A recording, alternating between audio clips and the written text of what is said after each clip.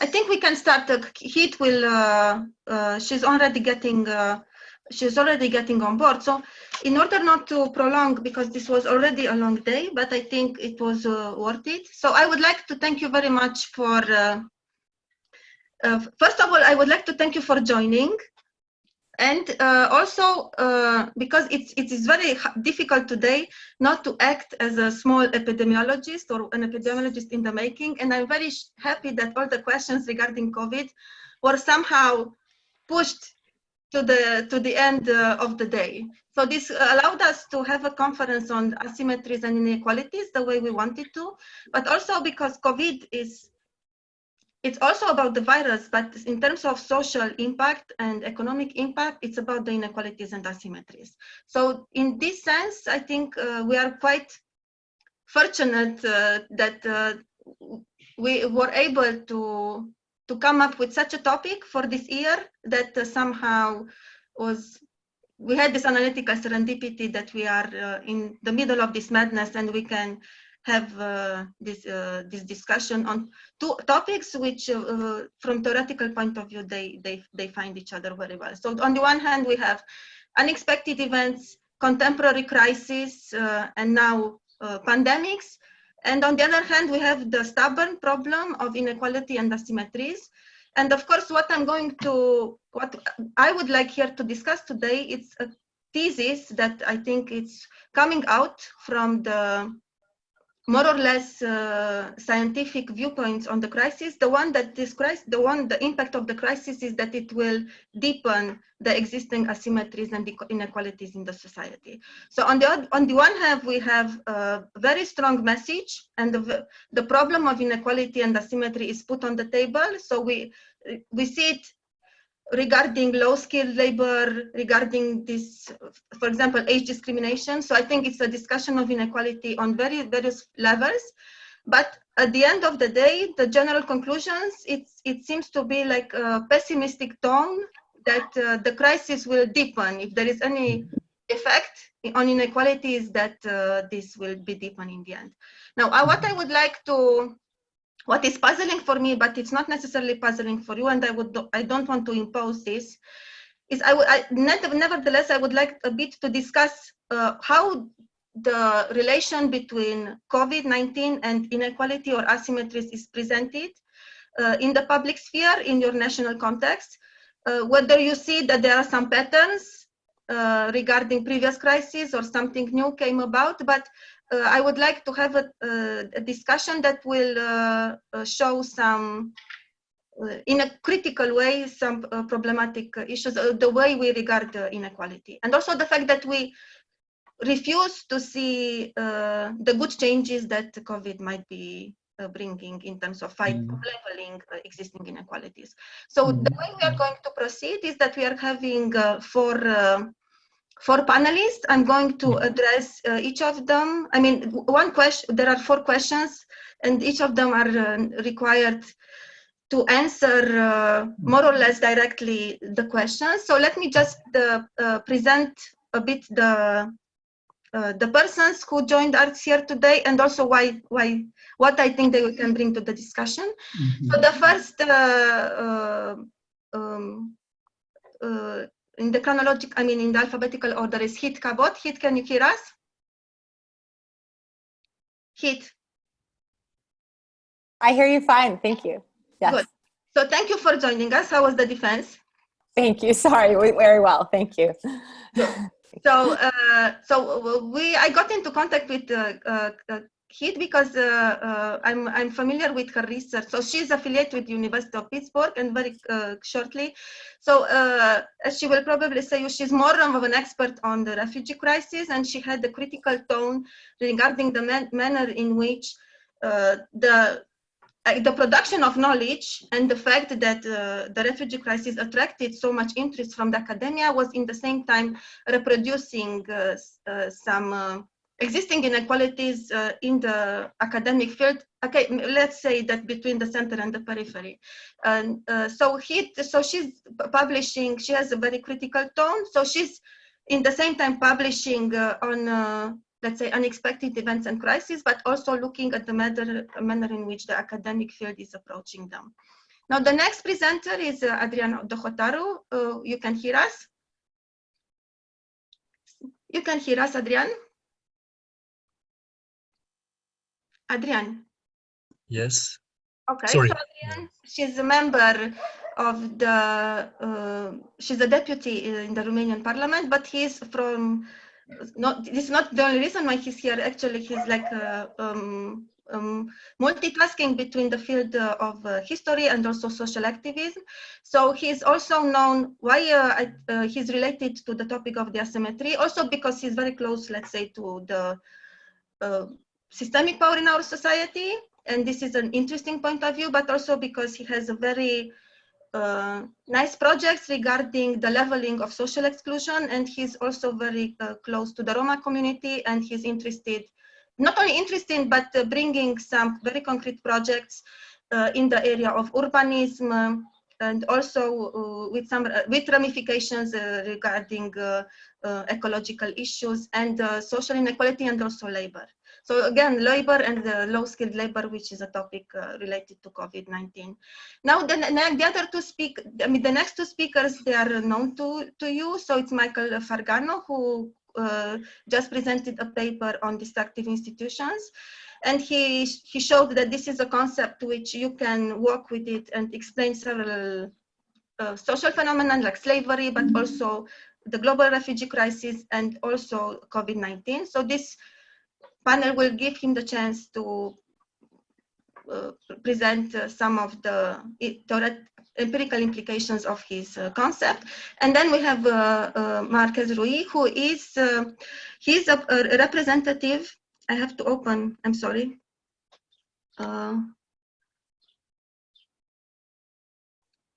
So he's currently working at the Reutlingen Council as international expert on immigration policies. And he's at the same time head management of a project called Democracy Cafe, which is financed by Federal Minister of Family Affairs. So he is also, like Adrian, involved much more in public policy, everyday public policy, and street level bureaucracy regarding the bringing the ideal of a democratic society and marginalization of extremism, phenomena like populism and racism, to make it much more real. Mm-hmm. So I would like maybe after this longer introduction, I would just ask the first question. So let's get back to the issue of COVID-19 and inequality. So what do you consider to be the main characteristics of the COVID-19 inequality rhetoric in your country, domain of interest, or national context? So first, I would like to, in the alphabetical order, so Heath, Adrian, Michael, and then Rui. Mm-hmm. And of course, if somebody wants to jump in from the public, we are an inclusive panel. How short should we keep our responses? I think you have you should have the inner. I mean, I trust your. I don't know. Okay, so I guess I'm first. Yeah. Okay. Thank you very much for the invitation, and hi everyone. I guess 2 disclaimers. So. Adriana mentioned that I have a critical approach to thinking about crisis. I would say that just one of the things I critique is how crises always generate floods of new experts. And I'm very uncomfortable with presenting myself as an expert because I'm not an expert on COVID-19. I'm someone who thinks critically about crisis and specifically in the context of migration and borders. So I guess the second caveat is I know Adriana asked us to respond directly to the questions, and I'm really struggling to do that. And so I just thought maybe it would be useful when I'm thinking about, since this question was about asymmetry, I just wanted to reflect more broadly, if this is okay, on the peculiar kind of crisis, or I think the term was a cobweb of crises you used, or a set of nested crises that COVID-19 presents us with. And In comparison with the work I've done on migration and the way it's been codified as a crisis, I think COVID-19 troubles frameworks of time and space in particular that usually tend to accompany the categorization of events as crises. And in this, I'm referring to crisis as a temporal and spatial state of exception, which often serves as a ground for intervention, military, humanitarian, or otherwise. And secondly, of course, there's that idea of crisis in the Greek sense of judgment, right? A moment of critique, a moment of rethinking, collective reckoning, which I think this fits much more into. I guess one of the things that I've noticed about COVID is that it sort of troubles that acceleration of time that very often accompanies the designation of a crisis. So for instance, when I do research in Greece, when Lesbos all of a sudden became the sort of site of the refugee crisis, right, in Europe, there was just this torrent of people arriving, the sense that there needed to be a fast response. And a lot of these responses are very, sometimes they're very knee-jerk. Oftentimes the responses to events that are designated as crises are emergency, are very temporary. They're not dealing with long-term solutions, right? But COVID, interestingly, it has actually been accompanied by a slowing down. Certainly, deaths are rising every day. We don't know what's happening politically. There's all sorts of fast-moving things out there. But the shift in the pace of life, economy, even I think in the panel description, traffic, this kind of slowing down is a different kind of temporality, I think, than we're accustomed to when we're thinking about crisis. And so I think part of this is that certain ways in which crisis functions as a kind of discursive or intellectual formulation is that it also tends to elide or eclipse like deeper, slow violence, right? So structural, existing inequalities with this sort of crisis on the top of things, right? Okay. When we know that actually, for instance, if in the US context, Hurricane Katrina was a wonderful example of this, right? Something that was framed as a natural disaster, but actually massively affected different populations owing to long-standing, deep histories of inequality, right? What's interesting to me, at least in the US context, is that COVID is really like forcing a reckoning with long-term forms of slow violence and structural inequality. For instance, issues of decarceration. Okay, so there have been like significant moves towards decarceration, both, I'm just thinking California, New York.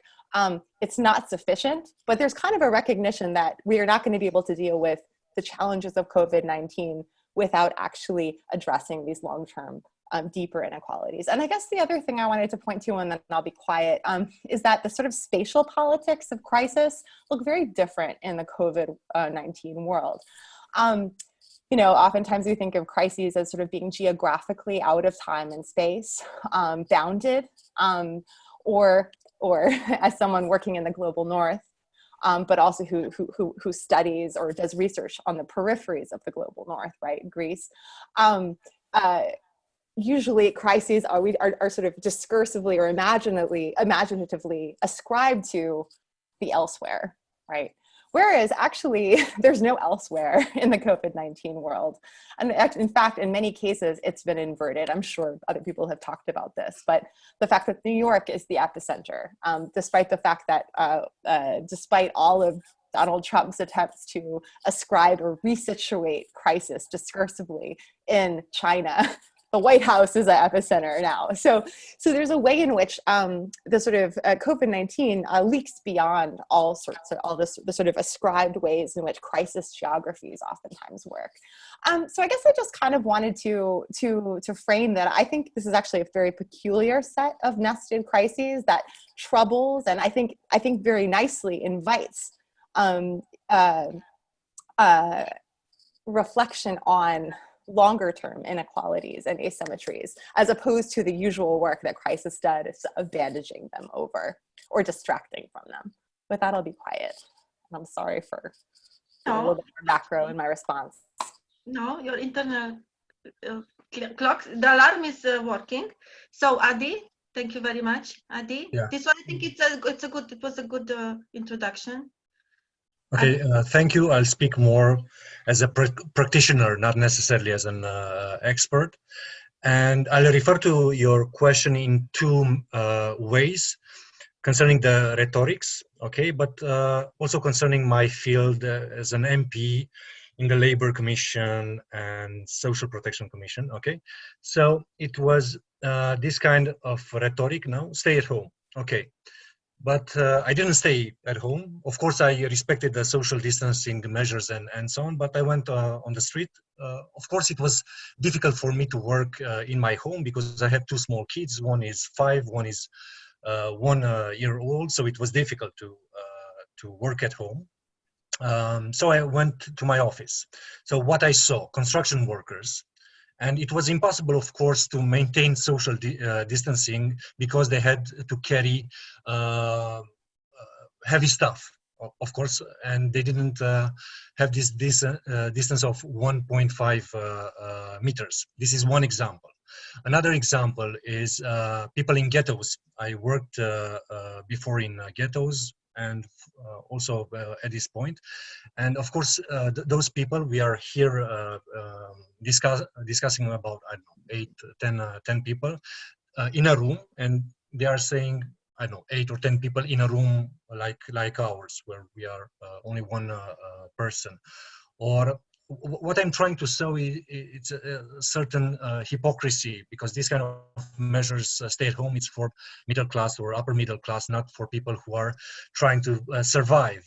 And there are some examples in Romania, and we saw this terrible organization of migrant workers that were going with charters in Germany or in Great Britain, agricultural workers who were flooding the Cluj airport. I'm from Cluj, the second largest city in Romania, and they were flooding the airport because it was a bad organization of the migration of workers. But in the same time, for others, people was this kind of stay-at-home message.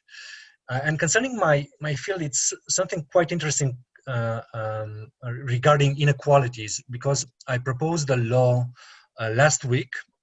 We have a labor market of 6 million people, more or less, in 20 million countries, okay? And at this point, we have unemployed, stopped contracts, technical unemployment, but also people that came from Western countries to Romania, back a few hundred thousand people. We have more or less between 1.5 and 2 million people who are not working at this point in Romania. So between a quarter and a third of the labor market. So what I proposed is to have a higher unemployment benefit. At this point is less than 100 euros per month. So I propose to double it, but also to double other kind of social protection measures. Like in Romanian, it's called venitul minim garantat, the minimum income, which is about 40 euros per person, yeah, per month. So I said to double it. It's not much, but at least to double it. And I, of course, as a politician, I try to present the measure. And it was something quite interesting. And we see this kind of 30 years of austerity in Eastern Europe. All the comments were negative. Why? Because people were saying we shouldn't encourage laziness or lazy people. And why? Because the ex-president of Romania, Traian Băsescu, for years during the crisis, when there were cuts of public wages of 25% and also of pensions of 25%, came with this number of 10 million Romanians that are socially assisted out of a country of 20 million. And all the right-wing intellectuals, not necessarily approved, some approved, but the others went fine with this kind of right-wing austerity rhetoric. And we can see this kind of results at this point, even though we'll have hundreds of thousands of people possibly looking for unemployment benefits. Still, we see this kind of victims of austerity rhetorics. And also another problem of these social benefits is that the poverty is racialized. it's only concerning Roma people, not us Romanians or Hungarians or stuff like this. And I think this is a huge problem and a quest for left-wing people as myself to try to explain why these solidarity measures are quite important in a country where we have 30 years of neoliberal policies and of right-wing intellectuals who are more, let's say, visible than left-wing intellectuals. But in the same time, we see the so-called left-wing in Romania for years in power, but in the same time backing not backing progressive taxation, but flat tax. So what we try to show in this legislative proposal, where we increase these social benefits, that we can cover them with progressive taxation. And of course, this was another thing that was attacked in comments. So this would be two examples at a rhetorical level: stay at home, but also an example of a particular legislative proposal that was attacked. But what I think that meantime, in the following months, it will be easier to explain this kind of social measures. Why? Because we also see at a European level calls for a Green New Deal, for a new Marshall Plan, and this kind of rhetoric, I think, will somehow colonize Romanian politics and intellectuals as well. Okay, thank you. So we can say that COVID opened a window of opportunity for making quicker steps regarding the leveling of equality, because the problem was so visible. So because there were really some striking images coming from Romania. So now, Michael, would you like to enter, or Rui? Yeah, let me just give a kind of a general overview. I mean, I think what I heard from Adrian there was very similar to the U.S. Okay, the difference is the same people who were saying, "Hey, don't be lazy, and we need to have flat taxes, and we need to have lower taxes for the wealthy," are the same people asking for bailouts. Okay, so it is kind of ironic to see, kind of the brain hack here, if you will, right? Of, oh my goodness, we can't be giving out money to people, but meanwhile, the money flows for the corporations, large corporations. It's kind of really ironic, because you see that common across the board. I think for right wing everywhere is going to take that neoliberalism approach, and yet there's a cognitive dissonance there, and that's where kind of the brain hacking comes in. So if you take a look at America, the poor, working class, and middle class Black urbans people have a lot in common with the poor, middle class, and working class white rural Americans, right? The difference is that the Blacks know they're getting screwed in the urban areas, and the whites are brain hacked to think that all is well for them. So it's kind of a bizarre connection. So now you're seeing, I think, as Heath mentioned, was New York City was a hot spot, and DC is a hot spot, but now you're starting to see those areas flow down or flatten, and now you're starting to see COVID come in heavy in the rural areas. So it's going to be interesting to see how they fight that brain hack with where it's right on you. You're going to have people dying and sick, and rural areas don't have the hospital capacity. That's one of the issues, right? America is really quite dysfunctional in the way it manages its healthcare system, both from a market perspective and also from a resourcing perspective. And the rural areas, they're going to get hit hard. So you're seeing some states in America trying to throttle down on the information, even on what's available.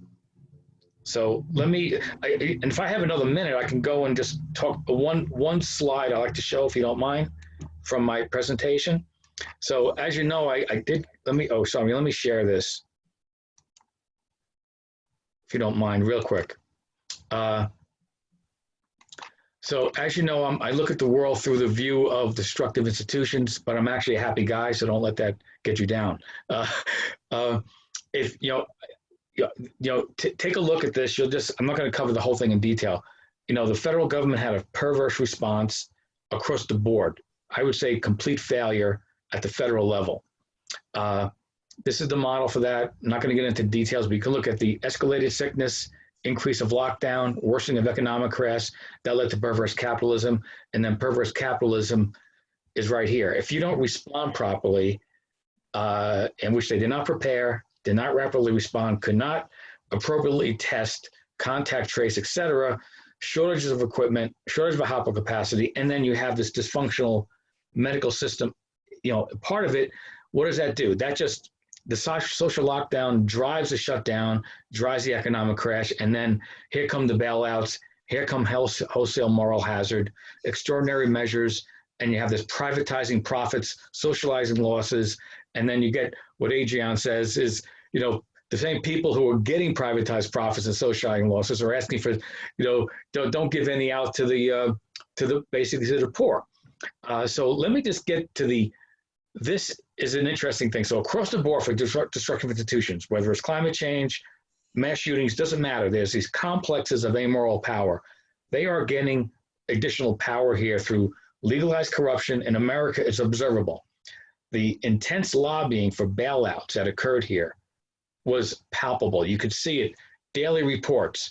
And when they were, getting ready to write a $2 trillion bill, in 2 weeks, $2 trillion plus another $6 trillion from the Federal Reserve, right? That went out like water. It just went out, and then you have, the president signing it with a signing order that says, well, we're not going to provide oversight on this with having inspector generals involved. Like, come on, this is just, blatant, open corruption in a sense, and opaque, total opacity here. So you have, intensive verbal lobbying. Then you have destructive brain hacking, misinformation, disinformation, political fights. You'll still have people who are out there thinking that somehow, it's an open the country versus close the country issue. And don't talk about what is needed to open versus close the country, right? In other words, the testing and the contact tracing, et cetera. So basically what you wind up seeing here is you wind up seeing a situation where the government is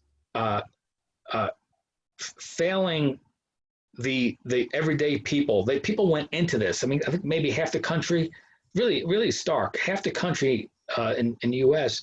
maybe can handle $1,000 emergency, right? I mean, so you're talking about a situation where people have to show up. These are all people, service workers. They have to show up. Meanwhile, the complexes of amoral power, people who have the money, never mind the professionals. I'm talking about, people can work home like us, not a problem.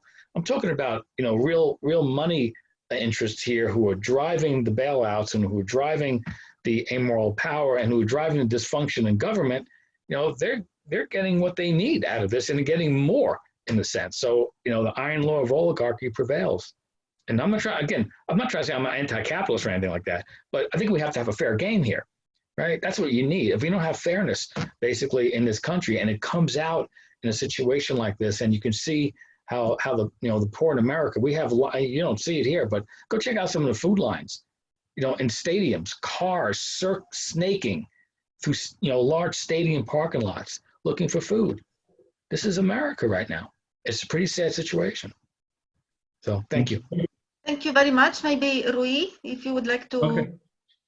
Okay. I would like to say that there is two narratives here in German, one from outside from German, another from inside from German. But I would like to mention a positive narrative that came right now from outside from German. German is handled this situation. This is a narrative that came also from the United States, that Germany is better than the European peers in the world to manage this COVID-19. And why? And this is very interesting, because if we make a connection with the financial crisis in 2008, Germany was also managing the crisis very well. And the points that I found when I was trying to make research looking for why Germany is good, doesn't mean that there is not inequalities in this crisis here in Germany or in 2008. The inequalities, they are there. They are here. It is crisis disclosure a kind of inequalities. But let me just say that the Bundesagentur für Arbeit, from work here in Germany, and 26 from April 2020 now, said that 10.1 million temporary work in January 2009 were 3.3 million in the same situation. Means that now increase the temporary work. Temporary work, this is one political measure, one policy from success here in Germany, because temporary work means instead the people, the worker, be dependent from social security, social welfare state, is better that they work. If they work 3-6 hours, doesn't matter. If this temporary work means also increase from precarious work and salaries, etc., doesn't matter.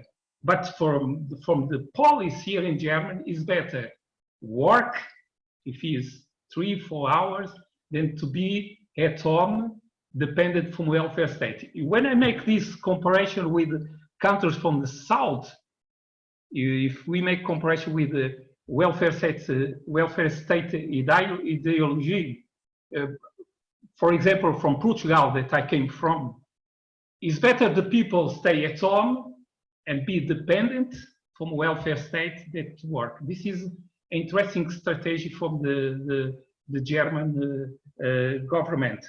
Another point that I see that is a narrative also here, besides from the social distance, confinement, people stay at home, etc. This is a reverse in the political stage. Political as a management.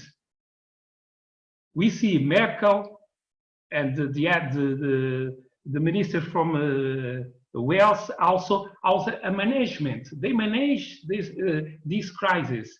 It's one point that I think that is, I don't know, amazing, is that we are in the democracy not dependent from the political, but from epidemiology, from the health system. This is another verse.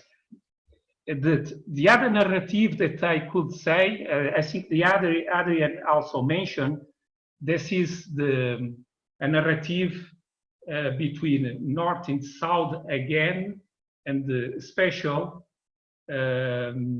German, Italy, because of the Eurobonds. Because Italy wants to be financial, to have financial from Eurobonds. And this is another issue that here in Germany they don't see with good eyes these Eurobonds that Italy wants. The other point that the last point that I would like to mention, this is the democracy deficit, or I mean, how some democracies here in Europe, they use the COVID-19 to exploit, means to become authoritarian countries. I mentioned one, Hungary, with Victor, Prime Minister. And well, this is the main rhetoric or narratives that I could mention. Okay, thank you very much. So I think the second question was, we had the second question on advancement of solutions regarding inequalities, but I think because we are, the time is moving faster than our answers, I think we can just go to the third question because it's much more, I think it's of a different genre. So what are the possible positive effects of the COVID-19 outbreak in terms of advancing institutional efforts for reducing inequality? In which domains do the asymmetries stand a chance of being reduced? In which domains, although the asymmetries stand a chance of being reduced, they probably won't be? So I think in the same order. So this is this would be the brighter side of the discussion. Heath? Yeah, so sorry again, disclaimer, I thought anyway, I don't have a clear answer to this. I don't know. I'm not an expert on COVID-19. You want me to speculate? I mean, okay, so listen, I do research in Greece. I don't do research in the US. I can talk as an American. I don't know what's useful for the debate. Okay, so maybe we will come back with the fourth question, and then now let's move to Adrian. No. I just wanted a little direction. I didn't want to just talk for no reason.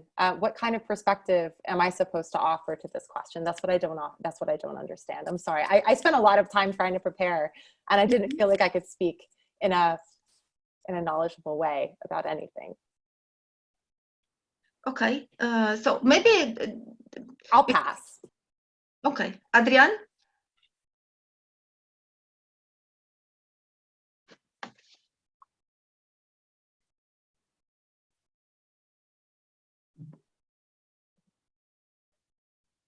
Adrian, you have to unmute yourself.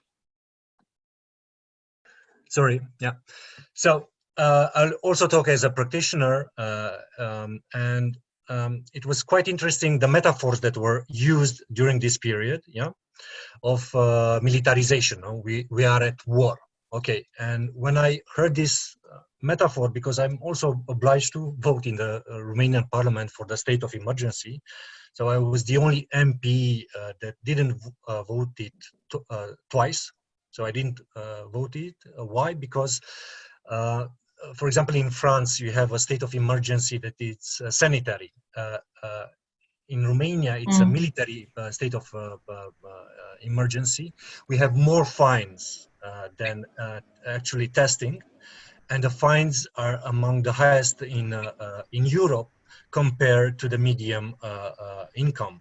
Also in absolute numbers, the fines are quite big. So we had about 250,000 tests and more than 350,000 fines in Romania. So I said that I would like to play this role of conscious objector, as in wars, as you have in wars. And what I think it's the main peril here is to have a more militarized state of that doesn't back social measures and so on. So what I'm trying to do to counterpose these kind of infringements concerning our rights and so on, I'm trying to propose, perhaps marginally, perhaps I won't be backed by other politicians, to come. Why? Because I think it's a good moment to speculate somehow. So, for example, this week I'll come with two new bills. One is concerning the possibility to vote in the board of administration for the workers, as you have in Germany. Another bill, because it's somehow related to the possibility to vote and have this kind of economic democracy, but also to share parts of the profits among the people that are employed in a business. And perhaps this way businesses will be more resilient, as I studied cooperatives, for example, during the financial crisis, and they were more resilient than, let's say, business as usual companies during the economic crisis of 2008 and 2012. So what I would like to see if it's possible, but I think this is, let's say, a minor niche that might develop. This is a less realistic scenario, is to have, because of this economic crisis that will be longer than the sanitary crisis, to have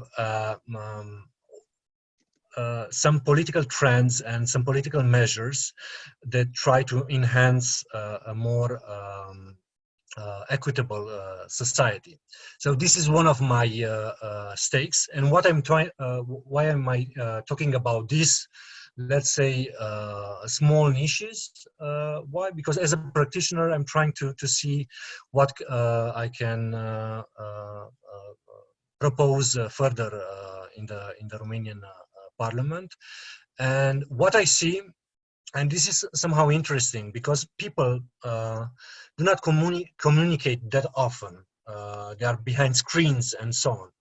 So if I go, as I'm trying to do at this point, on a weekly basis in the Parliament, and because the Parliament is empty at this point, it's more the leaders that come into the Parliament. The rest work from their office or at home. It's possible to meet them and to talk to them, because they usually are assaulted by a lot of people. So it's quite easier to talk with a minister at this point, or with an ex-prime minister, or a leader of a party. So in this sense, we can speculate. But honestly, I'm quite skeptical. Why? Because as we saw, the discussions about the Green New Deal in Europe are quite at a superficial level. We see packages of saving the economy, as Michael said before, a bailout for capitalists, and not necessarily for people who are indebted at this point. So I think we have 2 or 3 scenarios. One would be a more militaristic society, combined with a capitalistic hierarchical system. And we can see it already. What was the response? It was military response.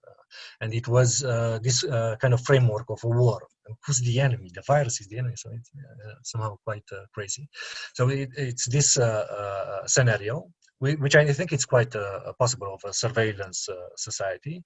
Another scenario is business as usual, which I think it's, from my point of view, quite speculative. It's at the same leverage with this scenario of a more surveillance society, militaristic society, hierarchical capitalism, and so on.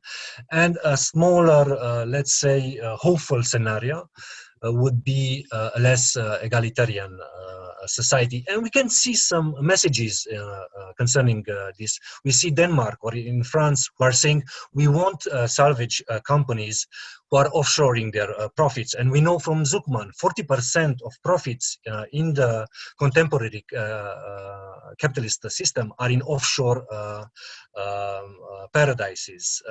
We can do a lot of things with this money, public investments, and Green New Deal. Yeah, so this would be it.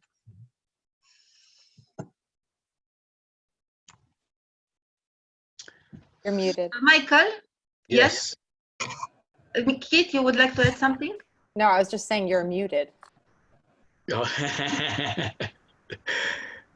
Okay, so let me go on and to say that what Adrian said resonates very much here. I'm skeptical as well that we're going to make any progress, and the reason I'm skeptical is because of the slide I showed before. Underlying the headwinds to make any positive change is in America, legalized corruption and the brain hacking, which is rampant. And so, as Haisu described, right, what goes on in the coal mines goes on across America. regarding almost all topics. The political divide is a strategy. It's not there just because of trying to get, you know, political points. It's there as an economic strategy as well.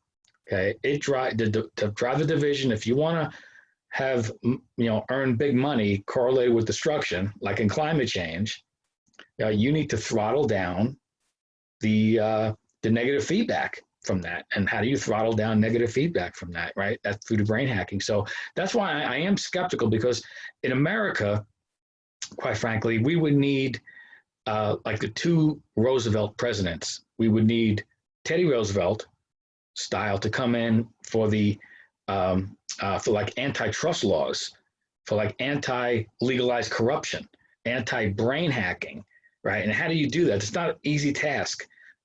Great benefit if you get it, but not an easy task. And then you need an FDR style character, to what Adrian was talking about. You need to get more of a social safety net out there, so that people aren't, you know, as soon as any kind of disruption, boom, people are gone. They just disappear, you know, from society. They're on a food line, basically.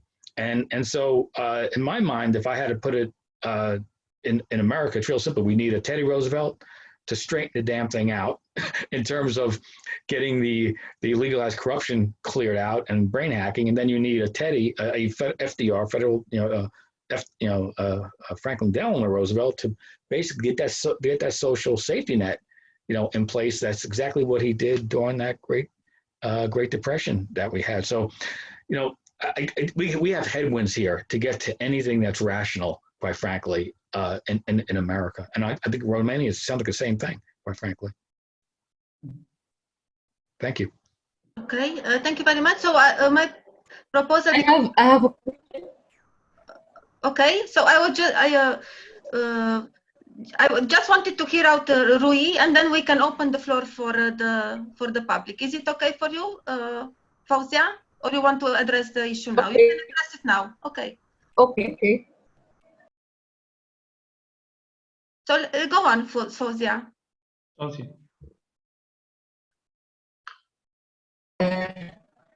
What is Romania's efforts to implement distant learning during the state of emergency isolation, especially autistic children? Yes, thank you. Maybe you can write your comment in the chat and I can read it, because we cannot hear you properly. Okay. Okay, and then I will try to read it. Is it okay? There is a problem with the connection.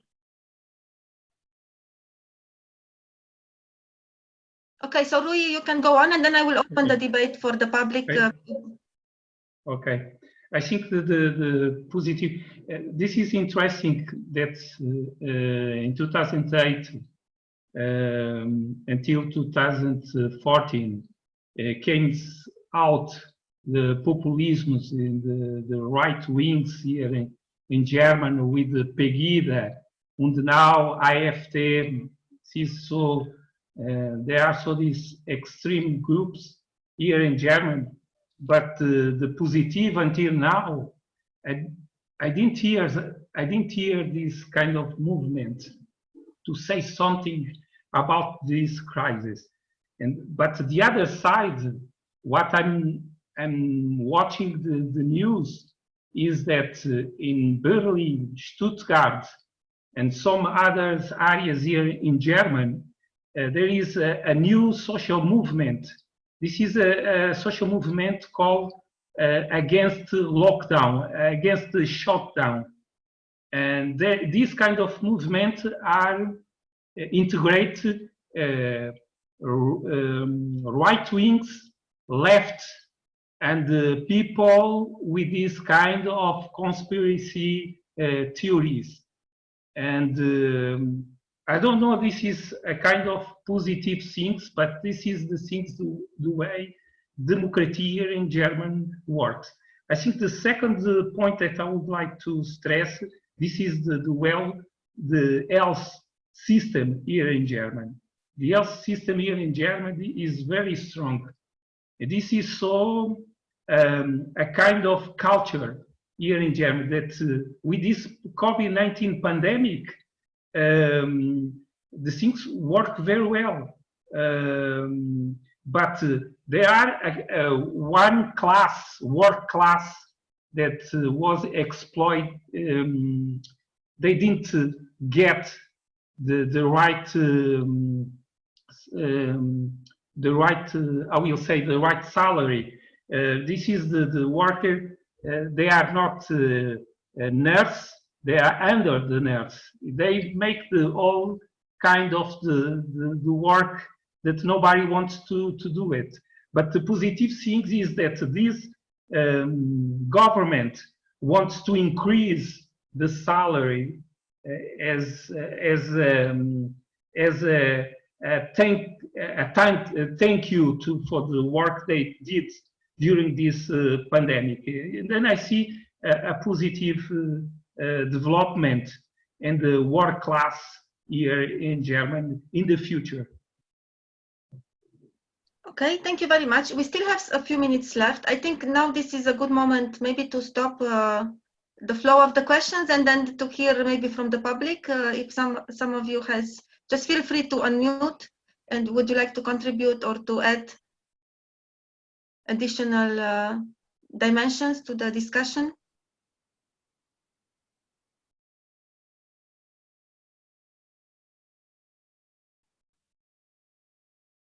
So then maybe I can read, this is a question addressed to Adrian, if I understand correctly. So what Fauzia, she was trying to transmit to us, what is Romania's efforts to implement distance learning during this isolation, especially with autistic children?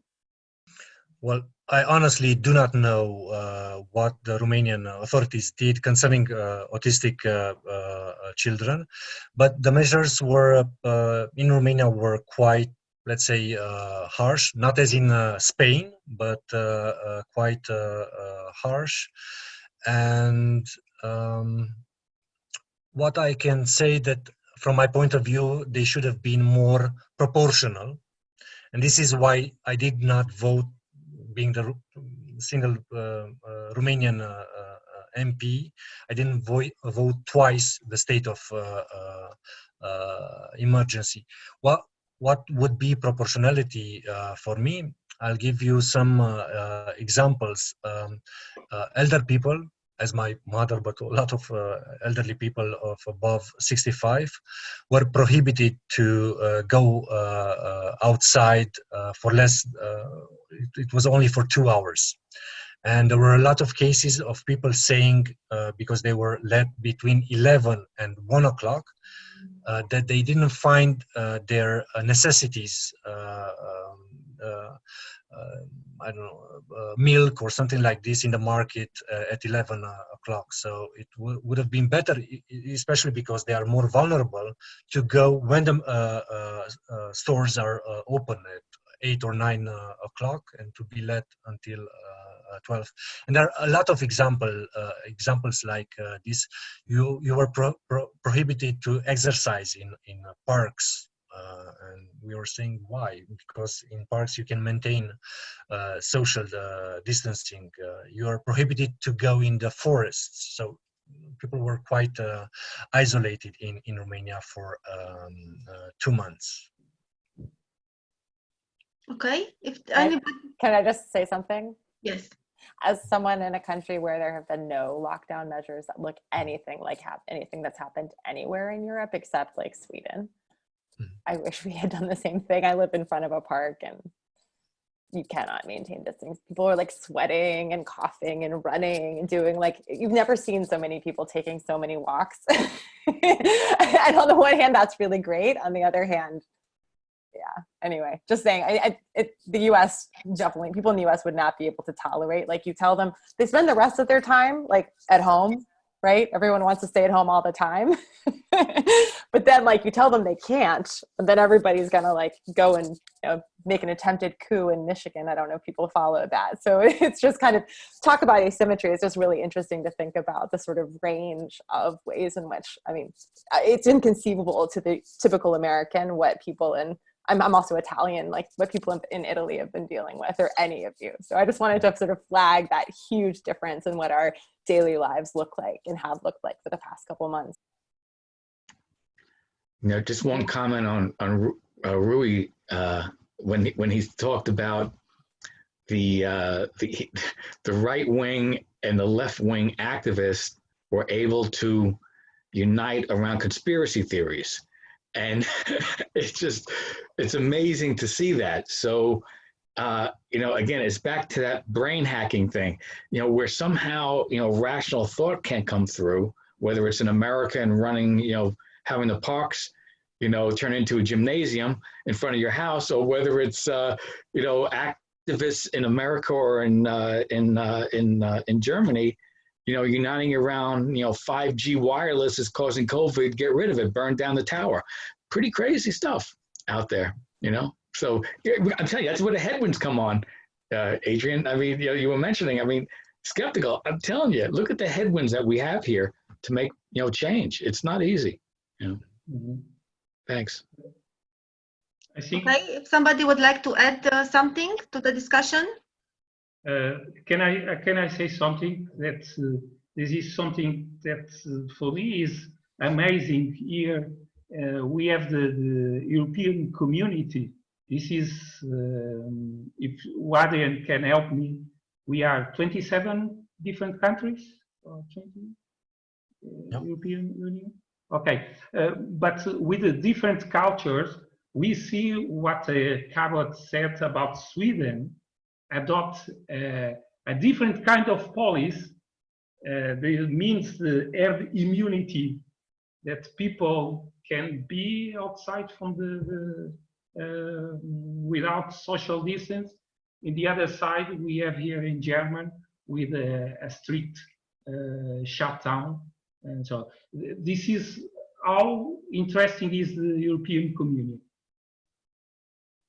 Okay, and then I have a question, which is I think it's a closing question, and I would like each of you, I mean, who wants, of course, to answer it. I think it will allow to make like a conclusive argument. So, what dimensions, aspects, and ideas are predominant in the current discussion regarding the pandemic and deepening of existing asymmetries, and which are left out? So, basically, do you see any inequalities which are overrepresented and some inequalities which are continue to be underrepresented in the public discourse and public policy? And this can also be, it can be directly related to COVID, but also it can be a broader point. So feel free, just who is ready to answer. I can give it a try. Thank you. The clarification really helped. So I guess just speaking in the US right now as an observer, there's been a lot of discussion about we're all in the same boat, like this is leveling. And I think that that's a really interesting discourse in and of itself, because it sort of invites us to avoid looking at the different asymmetries that it's built on. I think one, because we're not in the same boat at all. I think two discourses that I think are important. Well, another discourse that's been very powerful in the US, I think it's probably people are aware of this, is that we've got to get back to business. I mean, everything is, we've got to get back to business. My local community here, everyone has to get back to business. And I think that's going to reproduce the same. I mean, I think to go back to, I think what Michael was saying, it's part of why we're not going to be able to move out of this without a lot of with a lot of changes. I think one of the asymmetries that's been really ignored is a disability and existing forms of chronic illness. You know, people who have been dealing with disability for a long time, all of a sudden everyone's at home, everyone's housebound, lack of being able to move. That's the normal for a lot of people a lot of the time. So I think and I think it's important to recognize that's an existing asymmetry. And then other people dealing with chronic illness right now who've not been able to get care. That's as we know, the U.S. system is completely a mess, the healthcare system. So in sort of being able to access treatment for ongoing forms of care, that's a particular issue. One thing that we've noticed in Pittsburgh is apparently they closed talk about unintended consequences. They closed all the liquor stores. And so you could order like wine or get beer or something, which is you could order wine. My husband orders wine, right? So that's very sort of upper middle class. But, you know, someone going in and buying like a little bottle, right? Someone who's addicted to alcohol, all of a sudden the hospitals were full of people going through toxicity, like alcohol withdrawal, which is surprising, right? So those kinds of sort of things that you don't really expect, I think those are things that are going to continue to sort of happen within the domain of healthcare, particularly around chronic conditions, addiction, and other kinds of those kinds of conditions. Thank you very much. So maybe, Michael, I see that you are ready. Michael?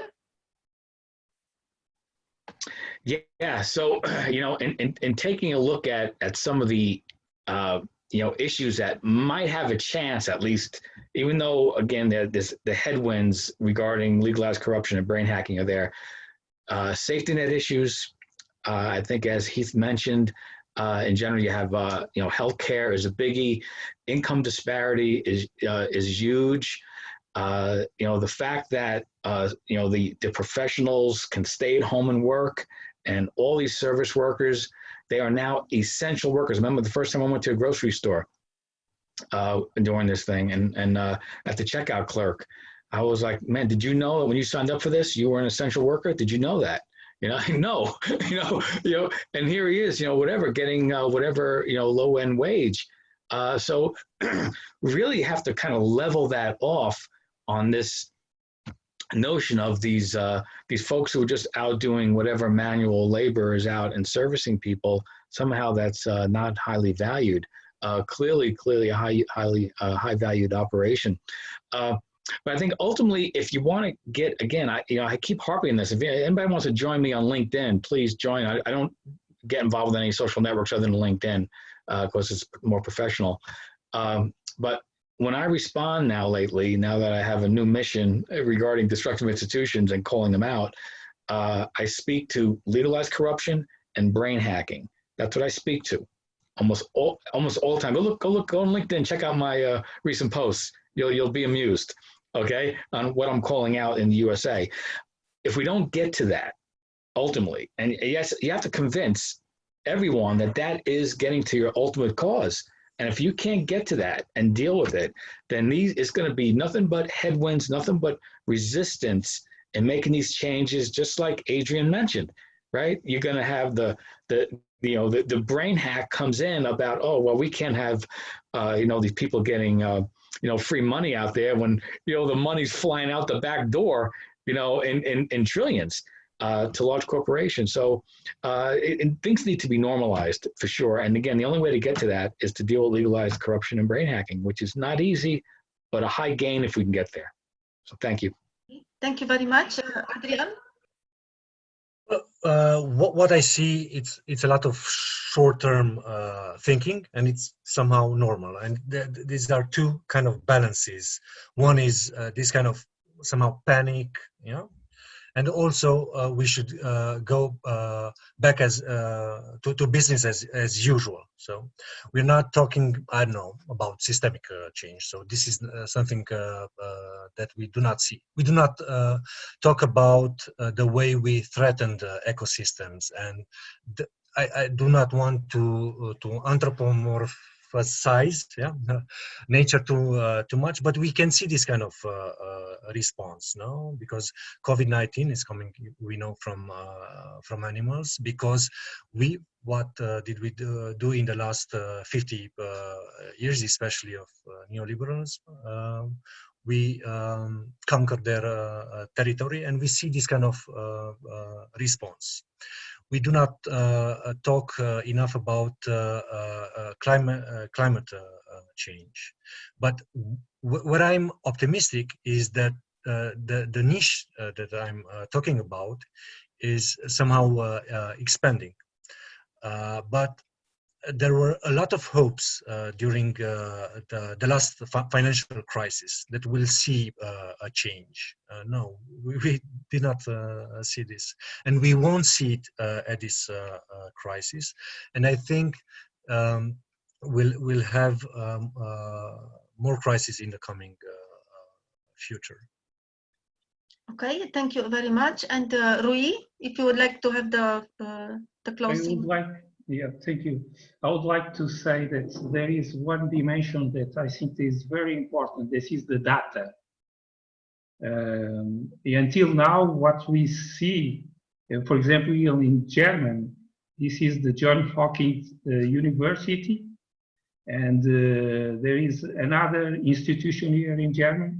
They collect the data. Sometimes the data, they don't combine about the numbers. It makes the people anxious and not so trustful with the political measures from the government. I think the data is very important now to how in this kind of crisis to organize better the data. The other point is the digitalization here in Germany.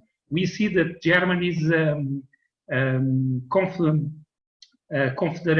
confederalism country, and every land, they say, or Stadt, they say they have different kind of policy measures. And if Berlin, they want to implement digitalization, for example, here in the south, is not so very important. And this is since that with this pandemic, the government tried to combine German as as one with some kind of measures.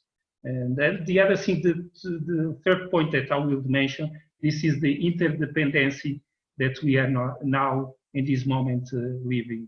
What happens in Italy with the Eurobonds affect 100% the German economy.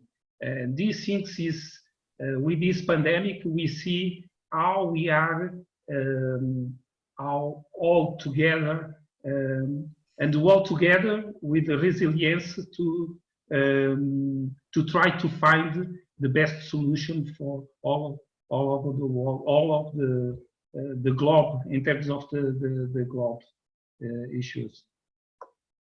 Okay, thank you very much. Thank you all for joining the debate and for your answers. I think they came from different different angles, and it might have looked that we maybe lost track of the initial idea, but I think that we had this moment of contractions that we came together and we departed.